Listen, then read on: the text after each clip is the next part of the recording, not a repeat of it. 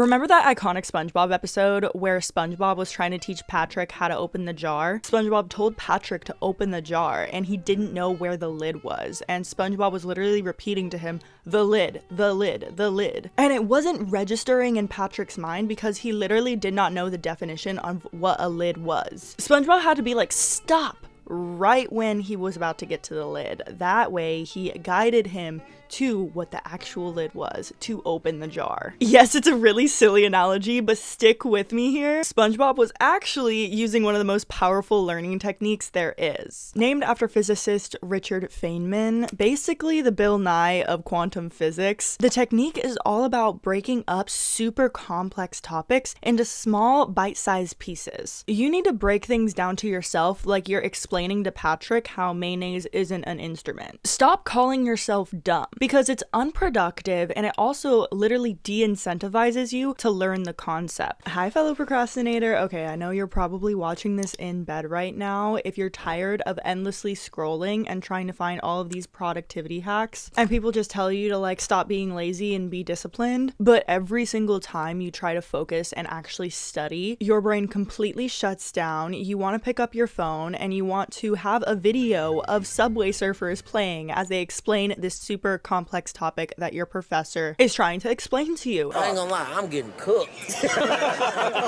And it's so difficult growing up in the age that we're growing up in because we have things like AI, social media, websites where you can just like pay someone to write your essays. But for the majority of you coming to this video, you're probably a high school student or a college student and you feel like it's impossible for you to just focus and learn things. If you're new here, hi, my name's Natalie. This is where I share ways I'm getting my shit together so that you can get your shit together. But today's video is actually based on psychological facts. Our brain has so many different processes going on at once, but sometimes when we have to learn something new, we have to learn it in its simplest form. Learning the most complex version of a concept works against your highest good at the end of the day, because all you're trying to do is retain the information. And until you learn the basics, you're never gonna go anywhere. So here's how you do it. As you're reading through a concept and you start to get really confused, stop yourself in the moment and literally start explaining to yourself everything you've learned thus far. A lot of us continue to blindly read and then we have to reread the page 3, 4, 5 times. But the second that you feel unsure of what you just learned, pretend to teach it to yourself. Okay, well, what did I learn? Explain this concept to yourself out loud. Psychology shows that when you actually teach a topic, you are more likely to learn and retain the information. To any of my neurodivergents out there, Richard Feynman actually had ADHD, and this is how he would break down these complex topics about quantum physics to himself. Step number 1 is to choose a concept and learn it. Step number 2 is to explain this concept while you're learning it, while you, number 3, review the source material when you get stuck. Number 4, with your study buddy or with yourself, you're going to create an analogy and simplify the concept into something that you can grasp. This brings me into the sponsor of today's video, Skillshare. If you've been wanting to start your YouTube channel or pick up a hobby, Skillshare is the perfect addition to your 2025. It's literally the largest online learning community for creatives, and what I love about it is it uses the Feynman technique to break down super complex topics into bite-sized little pieces. I started off with Felipa Calena's How to Improve Your Learning Abilities course, and it completely transformed how I approach studying both for school and life skills. I mean, really think about it. If you can master the art of learning itself, everything else becomes so much easier. Speaking as someone who used to read the same paragraph 17 times. Another course I personally loved was Marquez Brownlee's YouTube Success Script, Shoot, and Edit course if you're an aspiring content creator. Each lesson is packed with actionable information on how to actually start your YouTube channel or start that side hustle. Something I'm obsessed with is they have these things called learning paths. Think of them like a roadmap to mastery. Whether you want to level up your public speaking or get better at your camera skills, you can take courses that all interrelate to one another. For example, you might want to start YouTube this 2025, but you only have your phone and you feel like you need all this fancy equipment. This learning path helps you with a free editor like CapCut to allow you to create short form content the easy way, not the hard way. Whatever information you want to learn and retain this 2025, Skillshare has got you covered with 29,000 courses. It's like having access to an entire university in your pocket. And the best part is you get 1 month free. Skillshare is giving my viewers a special discount account, but only for the first 500 people who use my link. Skillshare is one of my long-term partners, so trust me, Skillshare has completely changed my life with their courses, so I hope the same for you. Go try it out and secure your spot with the link in the description. Thank you so much, Skillshare, for sponsoring this video. Let's get into it. Trick number 2 is called the memory palace. You know how Sherlock Holmes stores everything in his mind palace? Well, it turns out he wasn't just being a show-off. What you're gonna want to do for this technique is it uses your working memory, meaning your imagination, like from SpongeBob.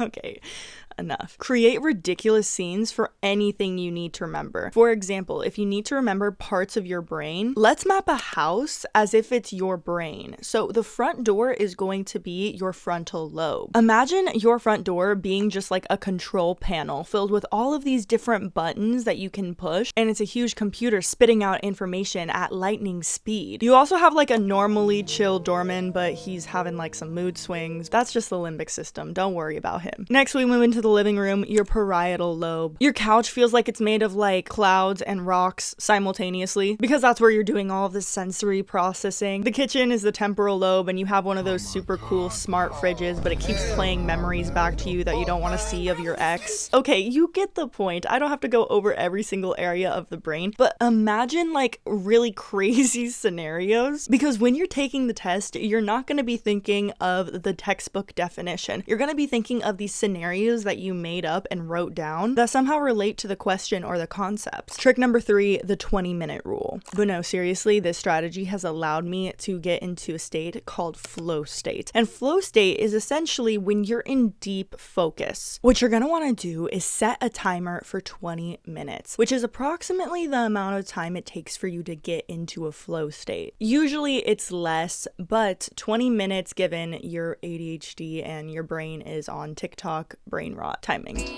Once that 20-minute timer goes off, you're not going to take a break. You're going to keep going, because right when that timer goes off, you're going to realize, wow, it's already been 20 minutes. You're going to repeat the timer for another 20 minutes. And once that 20-minute timer goes off, you can, if you want to, take a 5-minute break. Using timers when I study or even when I do quick room resets is essential for me to keep on task. I am a person who gets really distracted easily, but oftentimes it's literally because we don't give ourselves enough time to digest the information that is in front of us. If you're watching this far, I'm obviously giving you valuable information that's allowing you to implement certain strategies in your life. That means you should subscribe and like this video, and I should move on with the video because that's the only time I'm going to say that. I'm sorry. Okay, I had to promote. Trick number 4 is something I like to call mind mapping. The best analogy I have for this is, remember in Avatar when Aang would close his eyes and connect back to his past lives and his arrow would light up? Every piece of knowledge was connected, creating this web of understanding and knowledge. Here's your battle plan. You're going to start with the main topic that you're trying to understand, and you're going to branch it out into all of these different subcategories. Then connect those bigger branches with smaller branches, kind of like chi paths. Use colors, doodles, and symbols. Just actually draw it out, because a lot of you might be visual learners, not necessarily auditory learners, or you might be all of them. Sometimes I don't know if I'm an audio learner or a visual learner, but utilizing all of these strategies really helps me to see how different ideas intersect with one another. For example, if you're in a history class and you're learning about World War II, you're going to have the middle center be World War II. Branch 1 is going to be all about the key players, kind of like hero versus villain style. Branch 2 is going to be major battles and which ones connect to each other. Branch 3 is going to be technology, essentially what socially happened during that time. And branch number 4 is going to be the outer impact of those choices. I would say probably don't do something super broad like World War II. Usually do like a specific battle and what happened within that battle. But mind mapping has really helped me visualize what I'm actually learning. Tip number 5, the Pomodoro preview method. Remember in Inception?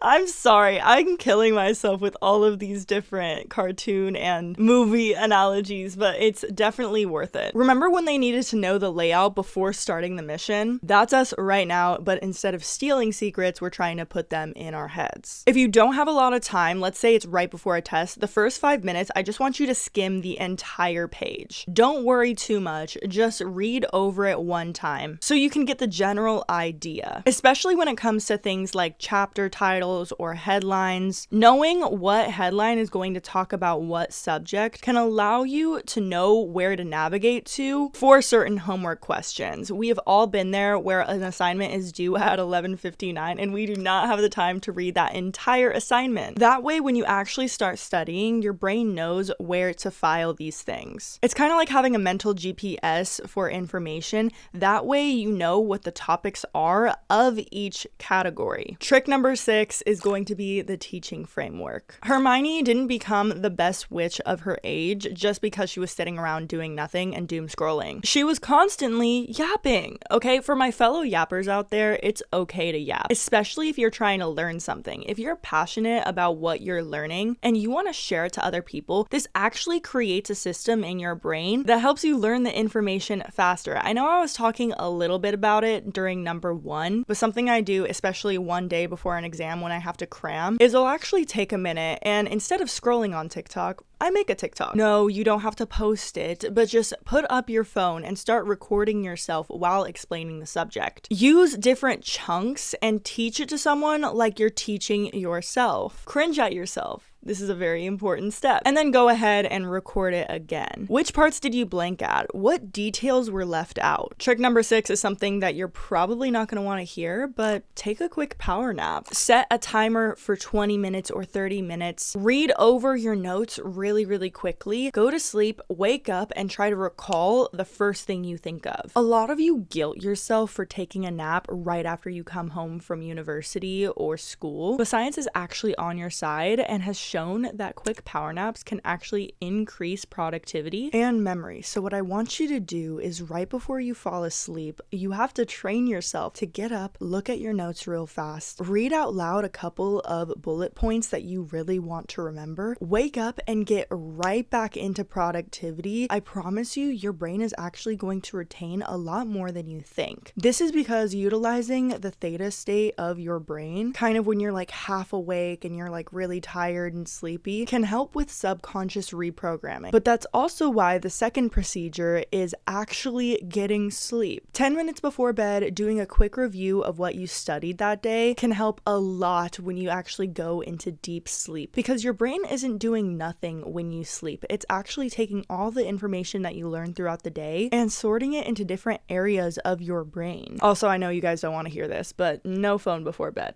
Okay, give yourself about an hour before bed, or at least 30 minutes without your phone while you're still conscious and awake, because scrolling until you literally pass out is so bad for your brain and so bad for your memory, because you're literally subconsciously programming your mind to be addicted to social media. Remember that you don't have to be a study machine overnight. Learning takes time and conscious effort, and I know you guys want to learn, so be sure to go grab that 1-month trial of Skillshare down in the description. Thank you, Skillshare, for sponsoring today's video. Also, for everyone who loves productivity tips, be sure to go check out the Get Your Shit Together community. It's a community of young adults specifically, but everyone is welcome, who are all trying to get their shit together. I'm actually hosting a 21-day challenge on there where I coach certain people through things. If you guys want more information on that, I'll leave it in the description. But be sure to like this video, subscribe, check out my social medias, and I'll see you guys next week. Bye, y'all.